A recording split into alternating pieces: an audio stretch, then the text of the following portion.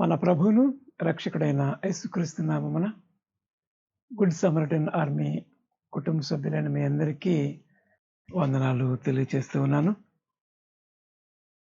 దేవుని యొక్క కృపను బట్టి దేవుడు గతించిన నెలంతా తన రెక్కల చాటున మనలను కాపాడి సంరక్షించి సెప్టెంబర్ నెల మొదటి వారమున మరి ఒకసారి మనలను ఆయన సన్నిధానంలో ఆయన బిడ్డలుగా మనల్ని ప్రవేశపెట్టినటువంటి విధానాన్ని బట్టి మనమందరము కూడా దేవునికి వందనాలు, స్తుతులు, స్తోత్రాలు చెల్లించవలసిన వారమై ఉన్నాము.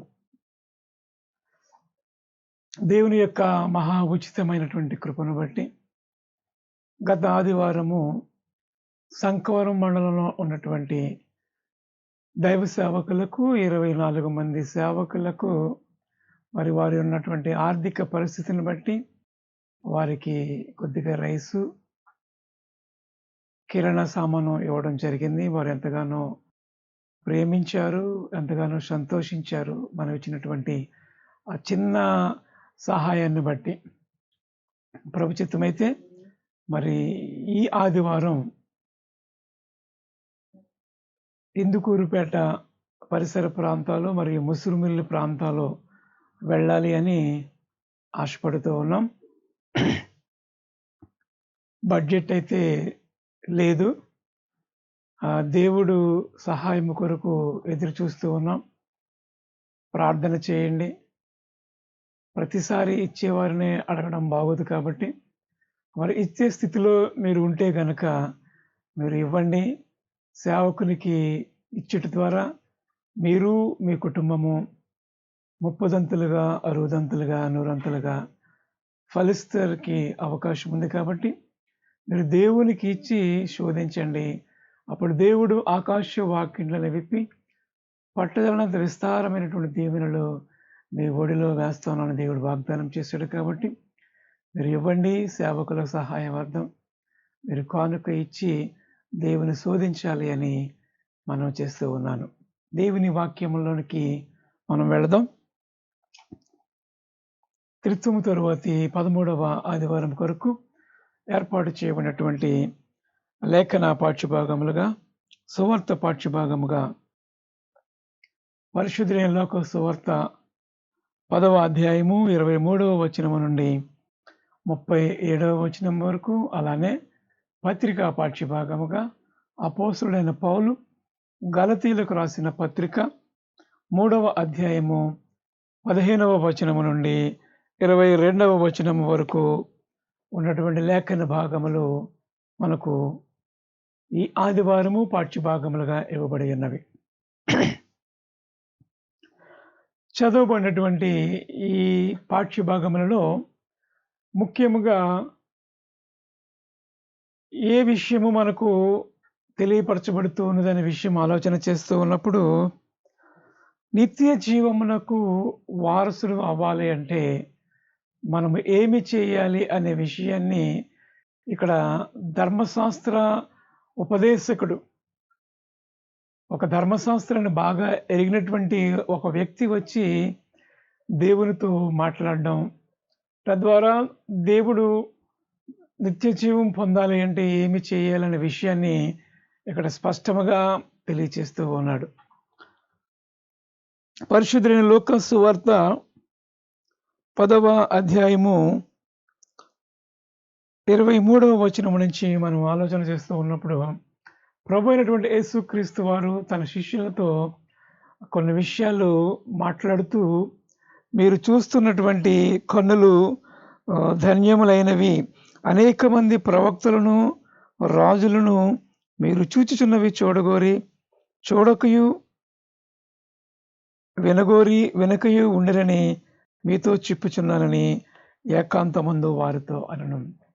యేసు ప్రభు వారి యొక్క రాకడ గురించి, ఆయనను చూడాలనేటువంటి అనేక మంది ప్రవక్తలు మరి ఎదురు చూశారు, కానీ వారందరూ కూడా నిద్రించారు. కాబట్టి ఇప్పుడు మీరు చూస్తూ ఉన్నారు, మీరు చూచున్న వాటిని, మీరు చూచు కన్నులు ధన్యములైనవి.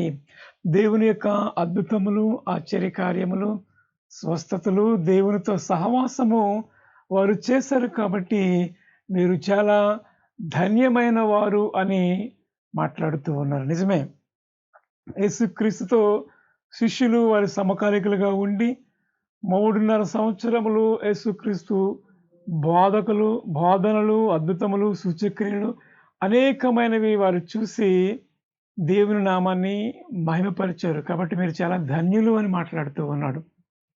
అంత మాత్రమే కాదు కానీ దేవుని వాక్య ప్రకారము మనము జీవించినప్పుడు, దేవుని బిడ్డలుగా మనం ఈ లోకంలో ఆయనకిష్టలుగా మనం జీవించినప్పుడు, ఈ లోక యాత్రను మనం ముగించిన తరువాత దేవునితో పాటు మనము యుగయుగములు జీవిస్తాము అనే మాటను మనము జ్ఞాపకము చేసుకోవాలి. శిష్యులను దేవుడు చాలా వారిని అభినందిస్తూ, మీరు చూస్తూ ఉన్నారు కాబట్టి మీరు ధన్యులను మాట్లాడుతూ ఉన్నారు. శిష్యులు మాత్రమే కాదు కానీ దేవునితో సహవాసము చేసినటువంటి వారు ఎవరైనా సరే ఈ లోకయాత్రను ముగించిన తరువాత పరలోకమందు ఆయనతో పాటు యుగయుగములు ఉంటారు. అట్టి ధన్యత దేవుడు ఆయన బిడ్డలైనటువంటి మనందరికీ ఇచ్చాడు. దేవుని నామానికి మహిమ కలుగును గాక. ఇలాంటి సందర్భంలో ప్రభువైనటువంటి యేసుక్రీస్తు వద్దకు ధర్మశాస్త్రమును బాగా ఎరిగినటువంటి ఒక బోధకుడు లేక ధర్మశాస్త్ర ఉపదేశకుడు లేచి, బోధకుడా, నిత్య జీవం పొందుటకు లేక నిత్య జీవమునకు వారసుడును అగుటకు నేను ఏమి చేయవలనని ఆయనను శోధించుచు అడిగాను.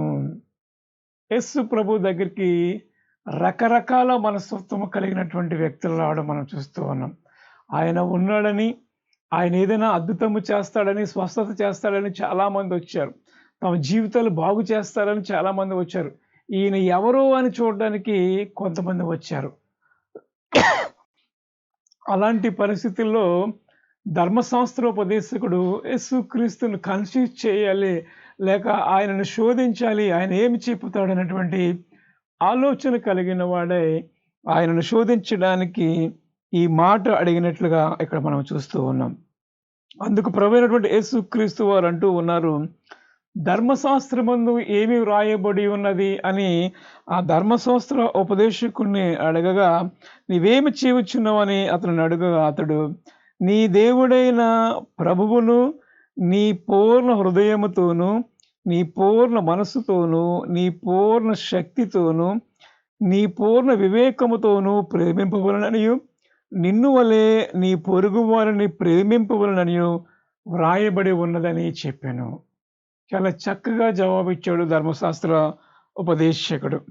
దేవుణ్ణి మనం ఏ విధముగా ఆరాధించాలి, ఏ విధముగా స్తుతించాలి, ఏ విధముగా ఆయన నామాన్ని ఘనపరచాలనే విషయాన్ని తెలియచేశాడు. రెండవదిగా, నిన్ను వలె నీ పొరుగు వారిని కూడా నీవు ప్రేమించాలి అనేటువంటి మాటను ఆ యొక్క వ్యక్తి చెప్పడం మనము చూస్తూ ఉన్నాం. అప్పుడు అంటూ ఉన్నాడు ప్రభువైనటువంటి యేసుక్రీస్తు వారు, నీవు సరిగా సమాధానము చెప్పితివి లేక ఉత్తరం ఇచ్చితివి, అలాగూ చేయము, అప్పుడు జీవించదవని ఆయనతో చెప్పాను. నీవు ధర్మశాస్త్రం బోధిస్తూ ఉన్నావు కదా, ధర్మశాస్త్రంలో ఏమి వ్రాయబడి ఉన్నదో నీకు తెలుసు కాబట్టి దాని ప్రకారం నీవు జీవించినట్లయితే నీవు పరలోకములో నిత్య జీవం పొందడానికి అవకాశం ఉన్నది, ఆ విధముగా నీవు చేయి అని చెప్పాడు. అక్కడతో ఆ యొక్క ధర్మశాస్త్ర ఉపదేశకుడు విడిచిపెట్టలేదు, కానీ తానే నీతిమంతుడు అని అనిపించుకోవడానికి ఎవడు నా సహోదరుడు లేక ఎవడు నా పొరుగువాడు అనేటువంటి మాటను అక్కడ అంటూ ఉన్నాడు. అయితే తాను నీతిమంతుడైనట్టు కనపరుచుకొనగోరి అతడు, అవును గాని నా పొరుగువాడు ఎవడని యేసును అడిగాను. అందుకు యేసు ఇట్లనెను. యేసు ప్రభు వారు చాలా చక్కని ఉపమానాలు, అనేక రకమైనటువంటి పారబుల్స్ ఈ సువార్త పాఠాల్లో మనం చూస్తున్నాం. ఆయన చెప్పినటువంటి ఉపమానాలు చాలా అర్థవంతముగా, సామాన్య మానవులకు కూడా అర్థమయ్యే రీతిగా ప్రభువైనటువంటి యేసుక్రీస్తు వారు ఆయన బోధలోనే ఉన్న ప్రత్యేకత అంటూ ఉన్నాడు. ఒక ఉపమానం చెప్తూ ఉన్నాడు. ఎవరు నీ పొరుగువాడు అని అతడు ఎప్పుడైతే అడిగాడో దానికి ప్రభువైనటువంటి యేసుక్రీస్తు వారు చెప్పినటువంటి మాటలు ఏమిటంటే, అందుకు యేసు ఇట్లనెను, ఒక మనుషుడు యెరూషలేము నుండి యెరికో పట్టణమునకు దిగి వెళ్ళుచు దొంగల చేతిలో చిక్కెను. వారు అతని బట్టలు దోచుకొని అతనిని కొట్టి కొరప్రాణముతో విడిచిపోయాను. అప్పుడు ఒక యాజకుడు ఆ త్రోవను వెళ్ళుట తటస్థించెను. అతడు అతనిని చూచి ప్రక్కగా పోయెను.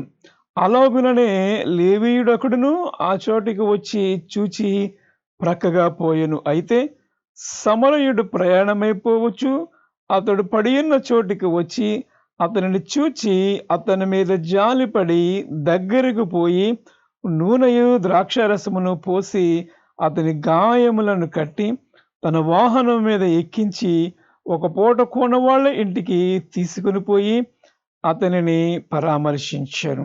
మరునాడు అతడు 2 దారాలను తీసి ఆ పూటకోళ్ల వానికిచ్చి, ఇతనిని పరామర్శించుము, నీవింకేమైనను ఖర్చు చేసిన యెడల నేను మరలా వచ్చినప్పుడు అది నీకు తీర్చెదనని అతనితో చెప్పిపోయాను. కాగా దొంగల చేతుల్లోకి చిక్కిన వానికి ఈ ముగ్గురిలో ఎవరు పొరుగువాడే ఆయను అని నీకు తోచుచున్నదని యేసు అడగగా అతడు అతని మీద జాలి పడిన వాడే అనేటువంటి సమాధానం ఇవ్వడం చూస్తూ ఉన్నాం. అందుకు యేసు నీవు వెళ్ళి అలాగూ చేయుము అని అతనితో చెప్పాను. ఇక్కడ యేసు ప్రభువు వారు చెప్పినటువంటి ఈ ఉపమానములో ఎవరు పొరుగువాడు, నిత్య జీవములోనికి మనం వెళ్ళాలి అంటే మన పొరుగు వారితో ఏ విధముగా మనము స్నేహం చేయాలి, ఏ విధముగా మనము వారి యొక్క అవసరతలలో మనం పాలు పంపులు పొందుకోవాలి అనే విషయాన్ని ఇక్కడ తెలియజేస్తూ 3 వ్యక్తులను ఇక్కడ జ్ఞాపకం చేస్తూ ఉన్నాడు. ఒక వ్యక్తి దొంగల చేతిలోకి చిక్కబడినప్పుడు ఒక యాజకుడు వెళ్ళాడు, పట్టించుకోలేదు. ఒక లేవీయుడు వెళ్ళాడు, పట్టించుకోలేదు. విషయం ఏమిటంటే ఈ యాజకుడు దేవునికి మానవులకి మధ్యగా ఉండి ఆయన కార్యక్రమాలు చేస్తూ ఉన్నాడు, బోధ చేస్తూ ఉన్నాడు. అలాంటి యాజకుడు ఈ వ్యక్తిని పట్టించుకోకపోవడం శోచనీయం. ఆ రెండవ వ్యక్తి కూడా లేవీయుడు, దేవుడు వారికి స్వాస్యముగా అని చెప్పుకుంటున్నటువంటి వ్యక్తులు. అలాంటి వాడు కూడా ఈ లేవీయుడు కూడా నాకు ఎందుకు వచ్చిందిలే అని వెళ్ళిపోయాడు. నిజమే, వీళ్ళందరూ ఏమిటి అంటే యేసు ప్రభువు వారు చెప్పారు, ఈ మనుషులు హృదయముతో నన్ను ఆరాధించట్లేదు కానీ తమ పెదవులతోనే ఆరాధిస్తూ ఉన్నారు అనేటువంటి మాట. ఈ యుగ సంబంధమైన దేవత వారి మనోనేత్రములకు గుడ్డితనము కలుగు చేయడం ద్వారా ఈ విధముగా జరుగుతూ ఉన్నది. వారు అక్షరాన్ని పాటిస్తూ ఉన్నారు కానీ అంతరార్థాన్ని వారు పాటించలేకపోతూ ఉన్నారు. రెండవదిగా వారు బోధించేవారుగా ఉన్నారు తప్ప దానిని పాటించేవారుగా లేరు. కానీ మూడవ వ్యక్తి అయినటువంటి ఆ సమరయుడు దేవుని బిడ్డగా ఉంటూ దేవుని రాజ్య సంబంధిగా ఉంటూ తన పొరుగువాడుగా ఉన్నటువంటి బాటసారి అయినటువంటి ఆ వ్యక్తిని ప్రేమించాడు, దగ్గరగా చేర్చుకున్నాడు, నూనె ద్రాక్షరసము అన్ని ఏర్పాటు చేశాడు. అంత మాత్రమే కాదు కానీ ఒక పూట కోళ్ళ వానికి అప్పగించి అతని యొక్క బాధ్యతను కూడా తీసుకోమని అక్కడ చెప్పడం చూస్తూ ఉన్నాం. అంత మాత్రమే కాదు కానీ కొంత డబ్బు కూడా ఇచ్చి నేను మరలా వస్తాను, అతనికి ఈ ధనము చాలకపోతే నువ్వు ఖర్చు పెట్టు, తిరిగి నేను మరలా వచ్చినప్పుడు నేను ఇస్తాను అని చెప్పడం మనం చూస్తూ ఉన్నాం. నిజమే, దేవుని యొక్క ఉద్దేశం ఏమిటి అంటే నిన్ను వలే నీ పొరుగు వారిని ప్రేమించు అనేటువంటి ఆజ్ఞ. యేసు ప్రభు వారిని ఒకానొక సందర్భంలో ఒక వ్యక్తి కూడా ఇదే విధమైనటువంటి మాట అడగడం మనం చూస్తూ ఉన్నాం. మత్తయి సువార్త 22వ అధ్యాయంలో, మత్తయి సువార్త 22వ అధ్యాయము 36వ వచనము నుండి 40 వచనం వరకు చూస్తే అక్కడ కూడా ఒక మాట రాయబడి ఉన్నది. బోధకుడా, ధర్మశాస్త్రంలో ముఖ్యమైన ఆజ్ఞ ఏది అని అడిగాను. అందుకు ఆయన, నీ పూర్ణ హృదయముతోనూ నీ పూర్ణ ఆత్మతోనూ పూర్ణ మనస్సుతోనూ నీ దేవుడైన ప్రభువును ప్రేమింపవలెను. ఇది ముఖ్యమైనది, మొదటిది. అదేవిధముగా నిన్ను వలె నీ పొరుగువారిని ప్రేమింపవలను అనే రెండవ ఆజ్ఞ దాని వంటిదే. ఈ 2 ఆజ్ఞలు ధర్మశాస్త్రం అంతటికి ప్రవక్తలకును ఆధారములై ఉన్నవని అతనితో చెప్పాను. ఈ 2 ఆజ్ఞలు కూడా ధర్మశాస్త్రం అంతటికి ఒక పిల్లర్ వలె, మూల మాట వలె ఉన్నాయి. ముఖ్యమైనటువంటి ఆజ్ఞ వలె ఉన్నాయి. కాబట్టి ధర్మశాస్త్రోపదేశకులు ఇవి పాటించకుండా వారు బోధిస్తూనే ఉన్నారు గానీ వారు పాటించట్లేదు.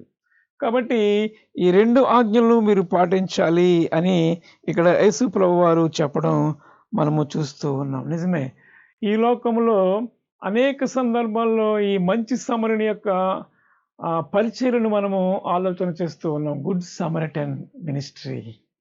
ఈరోజు మనము చేస్తున్నటువంటి పరిచర్య పేరు కూడా గుడ్ సమరిటన్ ఆర్మీ అనేటువంటి పేరు మనం పెట్టడం జరిగింది. ఏమిటి గుడ్ సమరిటన్ ఆర్మీ యొక్క ప్రత్యేకత ఏమిటంటే, ఎవరైతే పేదవారిగా, అనారోగ్యముతో, దిక్కులేని స్థితిలో అభాగ్యులుగా ఉంటూ ఉన్నారో, మరి ముఖ్యముగా దేవుని సేవకులైనటువంటి వారు ఎక్కడైతే ఆర్థిక ఇబ్బందులతో పడుతూ ఉన్నారో వారందరినీ కూడా పోషించే బాధ్యత మనం తీసుకుని ఉన్నాం. ఎందుకంటే మామూలు వ్యక్తులు అయితే ఏదో విధంగా పక్కవారిని అప్పడిగి వారు తన జీవితాన్ని గడుపుకోవడం మనం చూస్తూ ఉంటాం. కానీ దేవుని సేవకులు ఎవరిని కూడా చెయ్యి చాచి అడగలేని పరిస్థితి. ఎందుకంటే వారు దేవుని సేవకులు కాబట్టి. అలాంటి వారికి దేవుని బిడ్డలుగా, దేవుని వాక్యమును ఎరిగిన వారుగా అలాంటి సేవకులను మనం ఆదరించడం అనేది చాలా ఉత్తమమైనటువంటి పని. ఎందుకంటే నీవు నేను చేయలేని పని వారు చేస్తూ ఉన్నారు, సువార్త పని. అలాంటి వారికి మనము సంపూర్ణముగా పోషించగలిగినట్లయితే మరింతగా వారి పరిచర్య ముందుకు వెళ్ళడానికి, తద్వారా దేవుని రాజ్యవ్యాప్తిలో నీవు నేను కూడా ఆ యొక్క హస్తము వేయడానికి అవకాశం ఉంది. కాబట్టి ఈ గుడ్ సమరిటన్ పరిచర్య యొక్క లోగో కూడా మీరు చూసినట్లయితే ఆ చేతులు కనిపిస్తూ ఉంటాయి ఆ లోగోలో. దాని అర్థం ఏమిటంటే మీరందరూ చేయూతను ఇచ్చుట ద్వారా ఈ పరిచర్య ముందుకు వెళుతూ ఉంది. దేవుని సేవకులకు స్వయముగా వెళ్ళి వారి స్థితిగతులను తెలుసుకుని వారికి మనము మన గ్రూప్ తరపున కొంతవరకు మనము సహాయం చేయడానికి అవకాశం ఉంది. చాలామంది ఇస్తున్నటువంటి మీ అందరికీ కూడా నా ప్రత్యేక ధన్యవాదాలు తెలియజేస్తూ ఉన్నాను. ఎవరైతే ఇస్తూ ఉన్నారో వారిని ఇంకనూ దేవుడు 30దంతులుగా, 60దంతులుగా, 100అంతులుగా ఫలింప చేయడానికి అవకాశం ఉంది. కాబట్టి సేవకుని పరిచర్యలో మీరు కూడా మీ యొక్క ఆర్థిక సహకారం అందించి ఈ పరిచర్యకు లేక దేవుని సేవకులకు మీరు అండగా ఉండాలి అనేటువంటి మాటను, పిలుపును నేను మీకు తెలియజేస్తూ ఉన్నాను. యేసు ప్రభువు వారు ఒకానొక దినాన్న నిన్ను, నన్ను, మనందరినీ కూడా తీర్పు దినాన్న కొన్ని ప్రశ్నలు అడుగుతూ ఉంటారు. ఆ ప్రశ్నలు ఏమిటి అంటే, ప్రభు అయినటువంటి యేసుక్రీస్తు వారు మాట్లాడినటువంటి మత్తయి సువార్త 25వ అధ్యాయము. మత్తయి సువార్త 25వ అధ్యాయములో ఈ 25వ అధ్యాయము 31 నుండి 40వ వచనము వరకు, 46వ వచనము వరకు ఉన్నటువంటి ఈ లేఖన పాఠ్య భాగంలో చాలా స్పష్టముగా ప్రభువైనటువంటి యేసుక్రీస్తు వారు నిర్మోహమాటముగా ఆయన మాట్లాడుతూ అంటూ ఉన్నాడు. 31వ వచనములో, తన మహిమతో మనుష్య కుమారుడు ఆయనతో కూడా సమస్త దూతలు వచ్చినప్పుడు ఆయన తన మహిమగల సింహాసనం మీద ఆసీనుడై ఉండెను. అప్పుడు సమస్త జనులు ఆయన ఎదుట పోగు చేయబడును. గొల్లవాడు మేకలలో నుండి గొర్రెలను వేరుపరిచినట్లు ఆయన వారిని వేరుపరిచి తన కుడివైపున గొర్రెలను, ఎడమ వైపున మేకలను నిలవబెట్టెను. అప్పుడు రాజు తన కుడివైపున ఉన్నవాడిని చూచి, నా తండ్రి చేత ఆశీర్వదించబడిన వారిలారా, ఎంత చక్కని పిలుపు పిలుస్తూ ఉన్నాడో. తీర్పు దినమున మేకలను, గొర్రెలను ఆయన వేరు చేస్తాడనేటువంటి మాట అక్కడ వ్రాయబడి ఉన్నది. అంత మాత్రమే కాదు కానీ తన కుడివైపున ఉన్న వారిని చూచి, నా తండ్రి చేత ఆశీర్వదించబడిన వారిలారా రండి, లోకము పుట్టినది మొదలుకొని మీ కొరకు సిద్ధపరిచిన రాజ్యమును స్వతంత్రించుకునండి. ఎక్కడ రాజ్యమును స్వతంత్రించుకున్నట్టు అంటే పరలోకములో, నిత్యత్వములో మీరందరూ ఉండండి అని కుడివైపు ఉన్నటువంటి గొర్రెలు అని పిలువబడుతున్నటువంటి రక్షింపబడినటువంటి క్రైస్తవులు, దేవుని వాక్య ప్రకారం జీవించినటువంటి క్రైస్తవులను బిడ్డలందరినీ కూడా ఆయన చూస్తూ ఉన్నాడు. ఆయనతో మాట్లాడుతూ ఉన్నాడు. ఆయన అంటూ ఉన్నాడు, మీరు రాజ్యమును స్వతంత్రించుకునుడి. నేను ఆకలిగొంటిని, మీరు నాకు భోజనము పెట్టిరి. దప్పిగొంటిని, నాకు దాహం ఇచ్చితిరి. పరదేశినయుంటిని, నన్ను చేర్చుకొంటిరి. దిగంబరునయుంటిని, నాకు బట్టలిచ్చితిరి. రోగినయుంటిని, నన్ను చూడవచ్చితిరి. చెరసాలలో ఉంటిని, నా యొద్దకు వచ్చితిరని చెప్పెను. అందుకు నీతిమంతులు, ప్రభువా, ఎప్పుడు నీవు ఆకలిగొని ఉండుట చూచి నీకు ఆహారం ఇచ్చితిమి? నీవు దప్పికొని ఉండుట చూచి ఎప్పుడు దాహం ఇచ్చితిమి? ఎప్పుడు పరదేశమై ఉండుట చూచి నిన్ను చేర్చుకుంటిమి అని, దిగంబరమై ఉండుట చూచి ఎప్పుడు బట్టలు ఇచ్చితిమి అనిరి. ఎప్పుడు రోగివై ఉండుట అయినను, చెరసలలో ఉండుట అయినను చూచి నీ యొద్దకు వచ్చితిమని ఆయనను అడిగెదరు. అందుకు రాజులు, మిక్కిలి అల్పులైన ఈ నా సహోదరులలో, మిక్కిలి అల్పులైన ఈ నా సహోదరులలో, మిక్కిలి అల్పులు చాలా స్పష్టముగా మాట్లాడుతూ ఉన్నారు. అల్పులు లేక భేదవారు అయినటువంటి ఈ నా సహోదరులలో ఒక్కనికి మీరు చేసితిరి గనుక నాకును చేసితిరని నిశ్చయముగా మీతో చెప్పుచూ ఉన్నానని వారితో అనను. చాలా స్పష్టముగా మాట్లాడుతూ ఉన్నారు. మిక్కిలి అల్పులైన ఈ నా సహోదరుల్లో ఒక్కనికైనను మీరు చేశారు కాబట్టి, ఒక్కనికైనను మీరు చేసితిరి గనుక నాకును చేసితిరని నిశ్చయముగా మీతో చెప్పుచూ ఉన్నాను. చాలా స్పష్టంగా మాట్లాడుతుంది. దేవుని రాజ్యములో మనము వెళ్ళినప్పుడు మనం ప్రశ్నలు అడుగుతాం, నా కోసం ఏమి చేశావు? నా నామమును నువ్వేమి చేసావు? ఎంతమందికి నీవు సహాయకుడిగా ఉన్నావు? ఎంతమంది బేదలకు నీవు వారికి సహాయకుడిగా ఉన్నావు? ఎంతమంది దరిద్రులు నీవు చేరదీశావు? ఎంతమంది నీవు భోజనం పెట్టావు? ఎంతమంది నీవు బట్టలు ఇచ్చావు? ఎంతమందికి నీవు దాహము తీర్చావు? అనేటువంటి ప్రశ్నలు మనం ఆలోచన చేస్తూ ఉన్నప్పుడు, ఎవరు మన పొరుగువారంటే ఇలాంటి వారే మన పొరుగువారు. నీ పొరుగు చుట్టుపక్కల వాళ్ళందరూ ధనవంతులుగా ఉండవచ్చు, వాస్తవానికి నీ నైబర్స్. కానీ ఇక్కడ పొరుగువారు అని దేవుడు ఎవరిని మాట్లాడుతున్నారంటే మిక్కిలి అల్పులుగా ఉన్నటువంటి వారు. ఎవరైతే అవసరతలో ఉన్నారో వారికి మీరు ఆయన నామమున మీరు సహాయం చేస్తే, వారికి మీరు చేయనట్లయితే దేవునికే మీరు చేసినట్లు, సాక్షాత్తు దేవునికే మీరు చేసినట్టు. అందుకే బేదలకు అప్పిచ్చేవాడు యెహోవా.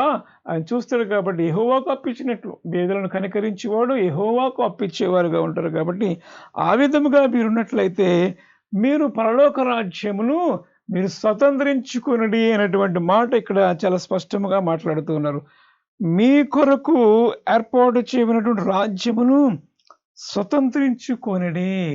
ఆ పరలోక రాజ్యములో నీవు నేను వారసురాలుగా ఉండాలి అంటే, నీ పొరుగు అయిన వాడైనటువంటి ఈ అల్పులుగా ఎవరైతే అవసరతలో ఉన్నారో వారిని మీరు కనుగొని చూసి వారికి మీరు సహాయం చేసినట్లయితే, దేవుడు నిన్ను ఈ లోక ఆశీర్వాదములతో పాటు పరలోకంలో నిత్యత్వములోనికి ప్రవేశించడానికి దేవుడు నీకు మార్గము సరళము చేస్తాడు. కాబట్టి మీరు దేవునికి ఆ విధముగా ప్రేమించేవారుగా ఉండాలని దేవుడు అడుగుతున్నాడు. ఇంకా ఏమంటున్నాడంటే, అప్పుడు ఆయన ఎడమ వైపున ఉండి వారిని చూచి, ఇంతవరకు చెప్పుకున్న దానికి రివర్స్ మాట, దానికి రివర్స్. కాబట్టి ఆయన అంటూ ఉన్నాడు, ఎడమ వైపున ఉన్న వారిని చూచి, శపింపబడిన వారిలారా, ఎంత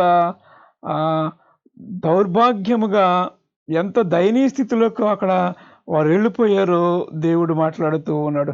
ముందేమంటూ ఉన్నాడు, కుడివైపున ఉన్న వారితో, నా తండ్రి చేత ఆశీర్వదించబడిన వారిలారా అని పిలుస్తూ ఉన్నాడు. కుడి వైపున ఉన్నటువంటి వ్యక్తులతో.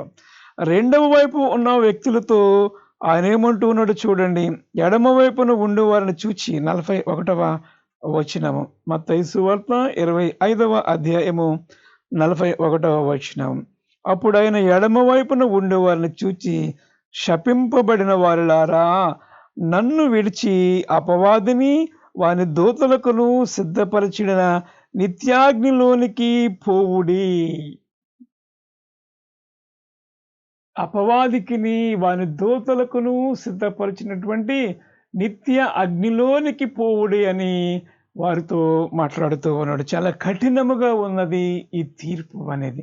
కాబట్టి నిత్య జీవములోనికి మనం వెళ్ళాలి అంటే ఎవరు నీ పొరుగువాడు, ఎవడు ఆకలిగా ఉన్నాడు, ఇలాంటి వారికి నీవు సహాయం చేయటం ద్వారా దేవుని యొక్క తీర్పులో నుండి నీవు తప్పించబడి నిత్యత్వంలోనికి వెళ్ళడానికి అవకాశం ఉంది. ఇక్కడ అంటూ ఉన్నాడు ముగింపులో 45వ వచనానికి ముందు 44వ వచనంలో, అందుకు వారు, ప్రభువా, మేము ఎప్పుడు నీవు ఆకలి కొని ఇండుటైనను, దప్పికొని ఇండుటైనను, పరదేశివై ఇండుటైనను, దిగంబరివై ఉండుటైనను, రోగువై ఉండుటైనను, చెరసాలలో ఉండుటైనను చూచి నీకు ఉపచారము చేయకపోతేమని ఆయనను అడిగేదరు. అందుకు ఆయన, మిక్కిలి అల్పులైన వీరిలో ఒకనికైనను మీరు ఇలాగూ చేయలేదు గనుక, మిక్కిలి అల్పులైన ఒక్కరిలో మీరు ఒక్కరికైనను ఇలాగూ చేయలేదు. అక్కడ ఆశీర్వదించబడిన వారితో అంటున్నాడు, మీరు ఒక్కరికైనా ఇలాగూ చేశారు కాబట్టి, ఇక్కడ ఒక్కరికైనా మీరు ఇలాగూ చేయలేదు కాబట్టి. ఎంత తేడా! అందుకే అంటున్నాడు, మిక్కిలి అల్పులైన వీరిలో ఒకరికైనా మీరు ఇలాగూ చేయలేదు గనుక నాకు చేయలేదని మీతో నిశ్చయముగా చెప్పుచున్నానని వారితో అనను. వీరు నిత్య శిక్షకును, నీతిమంతులు నిత్య జీవమునకును పోవుదురు. ఇది గుడ్ సమరటన్ చేసినటువంటి పరిచర్య, మంచి సమరుడు చేసినటువంటి పరిచర్య ఏమిటంటే, ఆ దారంతో ఉన్నటువంటి ఆ వ్యక్తిని కనుగొని తన దగ్గరకు వెళ్ళి తన అవసరాలను చూసి తిరిగి మరలా వచ్చినప్పుడు నేను నీకు డబ్బులు ఇస్తాను అనేటువంటి రెస్పాన్సిబిలిటీ కలిగి ఉన్నాడు. నీవంత రెస్పాన్సిబిలిటీ కలగకపోయినప్పటికీ కూడా నీ పొరుగువానికి నీవు సహాయం చేసినట్లయితే, వారి ఆపదలో నీవు వారికి సహాయకుడిగా ఉన్నట్లయితే దేవుడు అది చూసి నిన్ను ఆశీర్వదిస్తూ ఉంటాడు. దేవుడు అది చూసి నిన్ను ఆశీర్వదిస్తాడు. అందుకే యాకోబు పత్రికలు అంటూ ఉంటాడు, క్రియలు లేని విశ్వాసము మృతమైనది. యాకోబు పత్రిక 2వ అధ్యాయంలో, యాకోబు పత్రిక 2వ అధ్యాయంలో ప్రభు అయినటువంటి యేసుక్రీస్తు తన సేవకుల ద్వారా ఆత్మచేత నింపబడినటువంటి వ్యక్తులు రాసినటువంటి మాటలు మనం ఆలోచన చేస్తూ ఉన్నప్పుడు, యాకోబు పత్రిక 2వ అధ్యాయంలో 14వ వచనం నుండి ఇక్కడ మాట్లాడుతూ ఉన్నాడు యాకోబు, నా సహోదరులారా, క్రియలు లేనప్పుడు ఎవడైనను తనకు విశ్వాసము కలదని చెప్పినలా ఏమి ప్రయోజనము? అట్టి విశ్వాసము అతనిని రక్షింపగలదా? సహోదరుడైనను సహోదరి అయినను దిగంబరులై ఆనాటికి భోజనము లేక ఉన్నప్పుడు, దిగంబరులై ఆనాటికి భోజనము లేకుండా ఉన్నప్పుడు మీలో ఎవడైనను శరీరమునకు కావలసిన వాటిని ఇయ్యక సమాధానముగా వెళ్ళి చలికాసుకుని తృప్తి పొందుడని చెప్పిన యెడల ఏమి ప్రయోజనము? క్రైస్తవ జీవితం అంతా ఇది ప్రాక్టికల్ లైఫ్, చేసి చూపించాలి. థియరీ కాదు కానీ ప్రాక్టీస్ లైఫ్. ఇక్కడ అదే చెప్తూ ఉన్నాడు, వాడు దిగబ్బరిగా ఉన్నప్పుడు, ఆనాటికి భోజనం లేకుండా ఉన్నప్పుడు మీలో ఎవడైనాను శరీరమునకు కావలసిన వాటిని ఇవ్వకుండా బోడి కబుర్లు చెప్పితే ఏమిటి అనేటువంటి మాటను ఇక్కడ మాట్లాడుతూ ఉన్నాడు. శరీరమునకు కావలసిన వాటిని ఇవ్వక సమాధానముగా వెళ్ళి చలి కాసుకుని తృప్తి పొందులని చెప్పిన యెడల ఏమి ప్రయోజనము? అలాగే విశ్వాసము క్రియలు లేనిదైతే అది ఒంటిగా ఉండి మృతమైనది ఉండును అంటూ ఉన్నాడు. ఇంకేమంటున్నాడంటే 20వ వచనములో, వ్యర్థుడా, క్రియలు లేని విశ్వాసము నిష్ఫలమైనదని తెలుసుకొని కోరుచున్నావా?